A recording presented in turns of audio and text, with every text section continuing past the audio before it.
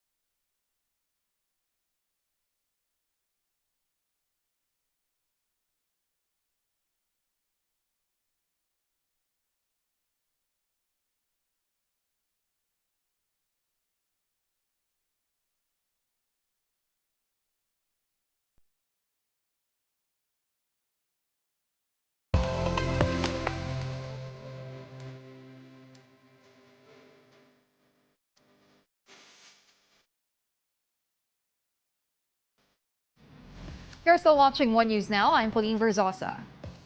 Bilang Pilipino, bilang Pilipino. Broadcast journalist Ben Tulfo is throwing his hat in the ring for the 2025 senatorial polls. Tulfo announced his plans of running for Senate during his visit in Marawi City yesterday. He will run as an independent candidate. In the latest Octa Research senatorial survey, Tulfo ranks second behind his brother, ACT-CIS Representative Erwin Tulfo. If the Tulfo brothers will be successful in the midterm elections, they will join their brother Rafi in the Senate. And President Bongbong Marcos will announce the Alyansa para sa Bagong Pilipinas' senatorial slate for the 2025 midterm elections. The president is expected to reveal their senatorial lineup later at 10 a.m. 5 major political parties, including the President's Party, Partido Federal ng Pilipinas, joined forces together to form the Alyansa para sa Bagong Pilipinas Alliance. Some of the expected senatorial candidates of the administration are presidential sister Senator Amy Marcos, Interior Secretary Benhur Avalos, and former Senate President Tito Soto. And now for the latest on the weather, Pag-asa is monitoring a low-pressure area outside the Philippine territory. And for more updates, we have weather forecaster Chanel Dominguez joining us on the line this morning. Chanel, good morning. Magiging bagyo ba itong LPA na minomonitor ng Pag-asa at anong mga lugar ang maapektuhan? Magandang umaga din po sa inyo at magandang umaga din po sa mga tagapakinig po natin. So yes po, meron tayong binabantayang low pressure area dito sa labas ng ating Philippine Area of Responsibility. Sa ngayon po, mataas po yung chance nito na maging isang ganap na bagyo within the next 24 hours. Pero sa pagtaya naman po natin, mababa po yung chance nito na pumasok po ng ating Philippine Area of Responsibility at magkaroon ng direktang epekto dito sa ating bansa. Sa ngayon, meron din tayong binabantayang cloud cluster dito sa main northeastern portion ng Batanes at patuloy po natin itong monitor kung magiging isang ganap na low pressure area sa mga susunod na araw. Pero sa ngayon, Intertropical Convergence Zone or ITCZ ang nakakaapekto dito sa Palawan, Visayas at Mindanao. Dahil dito asahan po natin makakaranas ng maulap na papawirin na may mga kalat-kalat na pag-ulan dito sa May Palawan. For Metro Manila, nalalabing bahagi ng ating bansa, asahan po natin magiging mainit at maalinsangan po ang ating ng umaga, tanghali. Hanggang hapon na mataas ang tsansa ng mga pag-ulan sa hapon at sa gabi dulot ng mga localized thunderstorm. Yan po muna latest dito sa Pag-asa Weather Forecasting Center. Chanel Dominguez po, magandang umaga. Chanel, hihingi lang sana kami ng paglilinaw. Ano ba yung kaibahan ng ITCZ or itong Intertropical Convergence Zone doon sa mga habagat na nagpaulan sa atin noong mga nakaraang linggo? Yes po, ito po kasing Intertropical Convergence Zone ay salubungan po ng hangin na nanggagaling sa Northern Hemisphere tsaka sa Southern Hemisphere. Ito naman pong habagat po natin ay ito po yung Southwest Monsoon na hangin po nanggagaling po sa Southwest. Ito po yung nagpapaulan po lalo na po sa western section ng ating bansa. Ito naman po ang pinagkaibahan po nila, itong ITCC po kasi nag-iiba-iba po yung axis po nito. Minsan po nasa may Palawan, Visayas or madalas po dito lang po sa may Mindanao area. Alright, maraming salamat para sa update na yan. That was Pag-asa Weather Forecaster Chanel Dominguez. Ibinida ng mga eksperto ang isang teknolohiya na kaya raw tumulong sa mga magsasaka sa kanilang paghahanda para sa La Nina. At para bigyan ng mukha ang balita, Mobile Journal, Francis Orsio. Papalapit na ang La Nina, kaya ang sektor ng agrikultura nanganganib sa maaring pinsala nito. Pero ang solusyon dyan ng mga eksperto, isang bagong klase ng teknolohiya.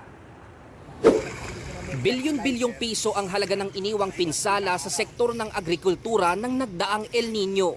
Ang kinapos at kakaunting ulan kasi, nagdulot ng tagtuyot. Kabaligtaran naman ang epekto sa nagbabadyang La Nina na mas maraming ulan ang pangambang ibuhos. Pero ang epekto, posibleng pinsala pa rin sa mga sakahan. Kaya sa pangunguna ng University of the Philippines Los Baños at ng DOST Picard, pinasinayaan ang smarter approaches to reinvigorate agriculture as an industry in the Philippines o SARAI Project Information System. So ito pong mga component na to ay magbibigay ng cropping decision support system and early warning na katulad nga po nitong ating kinakaharap na posibleng La Nina ay maganda po yung meron siyang early warning component.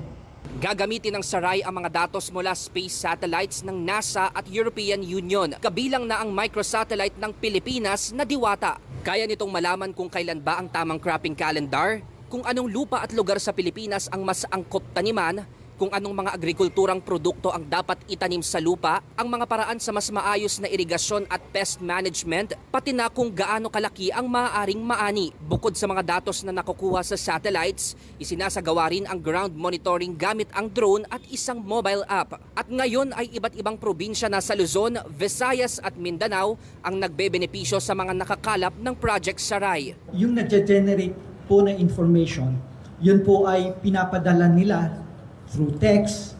Ang isa pong setup ay through sa barangay. Ganun po yung setup at the moment na para po mas mura yung pagpapadala ng information sa kanila. Sa ngayon, maaari na raw magamit ang SARAI sa mga gustong sumubok nito. Una nang sinabi ng Pag-asa na anumang araw ngayong Setyembre hanggang sa susunod na buwan ay magsisimula na ang La Nina. At ang nararanasan daw nating sunod-sunod na pag-uulan ngayon, senyales na unti-unti na raw itong nagsisimula. Nagiging La Nina-like condition na yung ating nararamdaman or nararanasan dahil mas nagiging warmer na rin po yung karagatan na malapit sa atin. Therefore, favorable siya sa mga tropical cyclone development. Welcome para sa atin ang teknolohiya gaya ng Project SARAI. Pero hindi lang ito para sa kapakanan ng mga magsasaka. Dahil ang kaligtasan ng kanilang tanim at aanihin ay para masiguro na tayo rin ay may sapat na makakain. Mobile journalist Francis Orso po, hatid ang mukha ng balita. And those are the top stories of the hour. I'm Pauline Verzosa. We are One News.